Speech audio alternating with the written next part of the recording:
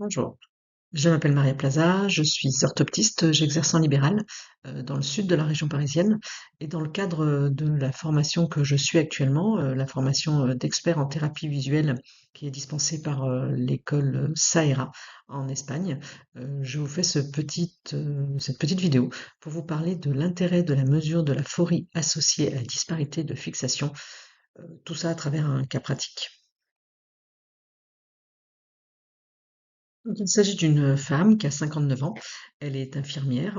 Elle n'a pas de problème de santé particulier, aucun antécédent au niveau général. Au niveau ophtalmo, elle a eu un glaucome à angle ouvert qui a été stabilisé et elle est sous traitement par rapport à cette pathologie. Euh, Par contre, elle a eu de multiples rééducations orthoptiques et cela depuis 20 ans. Elle porte actuellement une correction sur l'œil droit de -1,75, sur l'œil gauche de -1,50 et avec une addition de plus de 50, donc en vert progressif. Elle arrive au cabinet avec un bilan qui a déjà été réalisé à l'hôpital et donc voilà les éléments que j'ai à ma disposition. Elle est allée consulter parce qu'elle se plaignait de douleurs périoculaires et de céphalée. Une plainte récurrente et c'est pour ça qu'elle avait fait toutes ces rééducations. L'acuité visuelle était de 10 dixièmes P2 avec sa correction. Elle présentait une exophorie de 4 dioptries de loin et de 16 dioptries de près. Les amplitudes de fusion en convergence 30 de loin, 35 de près, avec une divergence de 8 de loin et 14 de près.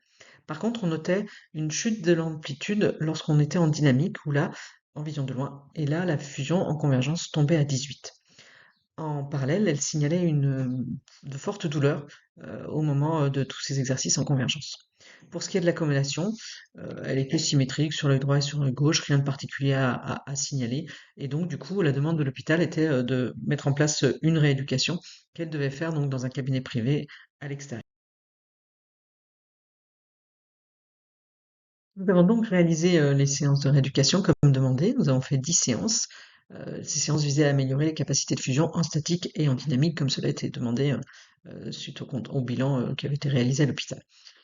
À l'issue de ces séances de rééducation, nous avions toujours une acuité visuelle de qualité avec 10 dixièmes P2, œil droit, œil gauche, et nous avions même 13 dixièmes en binoculaire, ce qui tendait à dire que la vision binoculaire était de qualité. La vision stereoscopique était bonne avec un TNO à 60, donc sans aucune problématique. La fusion au prisme avait été améliorée, elle était qualitative, elle était souple, avec une bonne amplitude, bien équilibrée. Sans problème particulier, sans plainte particulière de la patiente, sans douleur de la patiente. Et nous avions aussi même des facilités de vergence qui étaient dans la norme.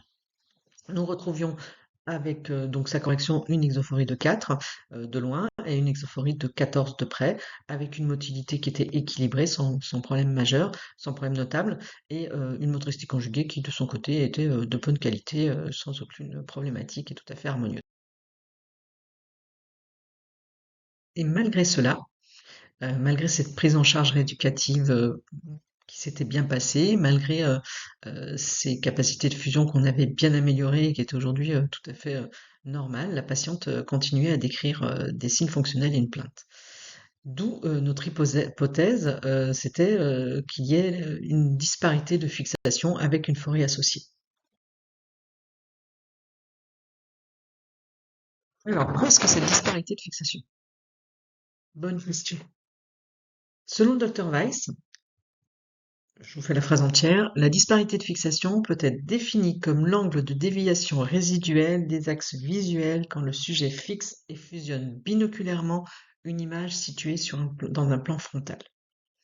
Cette disparité de fixation, elle est physiologique et selon les auteurs, elle correspond à 10 à 20 minutes d'angle. En clair, lorsque la vision binoculaire est normale, la fovea de chaque œil correspond à une petite zone centrée autour de la fovea de l'autre œil. La fovea n'est pas en lien avec exactement, précisément et juste et uniquement la fovea de l'autre œil, mais avec une zone un peu plus large. C'est ce qu'on appelle l'aire de Panum. C'est ce que vous voyez dans le schéma avec les deux yeux. En bas, vous avez l'aire de Panum. C'est une petite zone sur laquelle la fixation peut varier un peu. Et malgré cela, il va y avoir une bonne fusion, pas de diplopie et pas de plainte de la part du patient. Et ce petit décalage, c'est ce qu'on appelle la disparité de fixation.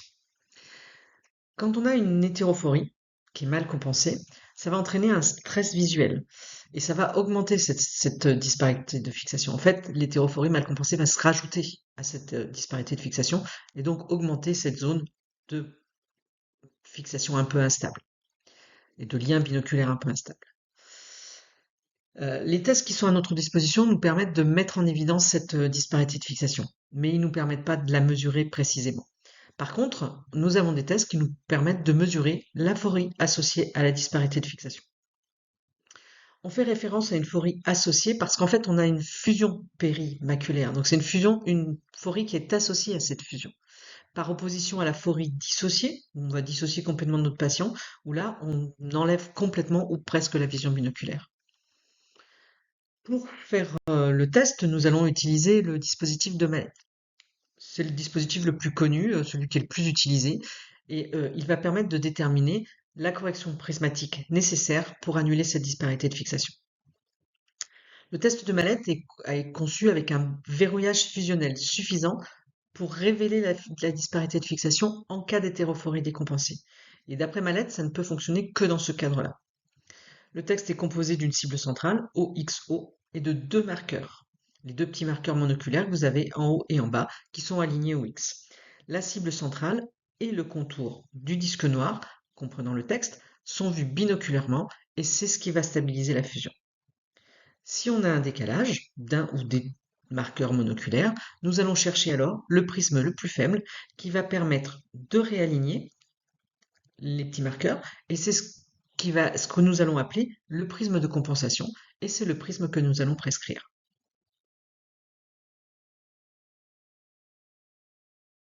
Comment fonctionne ce test? Le test peut être réalisé en vision de près et en vision de loin. Classiquement, il est surtout réalisé en vision de loin. Le OXO que vous voyez, il peut être mis horizontalement, mais il peut être tourné aussi dans l'autre sens, de manière à chercher une disparité au niveau vertical. Donc comme je vous le disais, vous avez OXO et le cadre qui vous permettent d'avoir le verrouillage et la fusion. Et ensuite, vous avez vos deux marqueurs. Le patient est donc assis à 5 mètres, il porte des lunettes polarisées, et donc du coup il regarde, et on va déjà lui demander donc s'il voit bien OXO. Et on va lui demander s'il voit bien les deux traits. Chaque œil voyant un des deux traits. L'œil droit voit le trait du haut, l'œil gauche voit le trait du bas. S'il voit bien ces deux traits, à ce moment-là, nous allons lui demander si les deux traits sont bien alignés sur le X. Si c'est bien aligné, parfait, nous n'avons aucune disparité de fixation. Par contre, si le patient nous dit que le trait du haut, il parle du trait du haut, donc ça veut dire qu'il nous parle de l'œil droit. Le trait du haut est décalé sur sa gauche. À ce moment-là, nous allons être dans une diplopie croisée, donc du coup, nous allons être dans une exodéviation, exodisparité.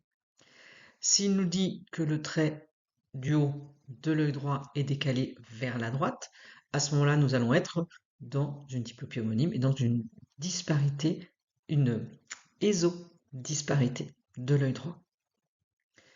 De la même façon, s'il nous parle de l'œil gauche, si nous avons l'œil gauche qui voit le trait légèrement décalé sur sa droite, à ce moment-là, on va être en diplopie croisée, donc en exodisparité. Et si le trait est décalé sur sa gauche, nous serons en diplopie homonyme et donc en ésodisparité. Une fois que le patient nous a dit cela, nous allons prendre notre barre de prisme et nous allons compenser cette éso ou exodisparité de l'œil droit ou de l'œil gauche en mettant le prisme sur l'œil qui décale, sur lequel la disparité apparaît, et nous allons compenser jusqu'à remettre le trait parallèle, enfin au-dessus, pardon, du X, ou au-dessous s'il s'agissait de l'œil gauche. En général, il s'agit de prismes de petite amplitude, de petite puissance, pardon. Ce sont des prismes de 1 maximum de dioptrie, mais ça va permettre donc du coup de réaligner et de compenser l'aphorie associée à la disparité de fixation, et nous allons à ce moment-là prescrire ce prisme qui a été trouvé. Revenons à notre patiente. Donc notre patiente, nous avons réalisé le test de Mallet, Et effectivement, nous avons retrouvé donc un petit décalage du marqueur supérieur, donc du coup, et qui nous a permis de mettre en évidence une exodisparité de une dioptrie sur son œil droit.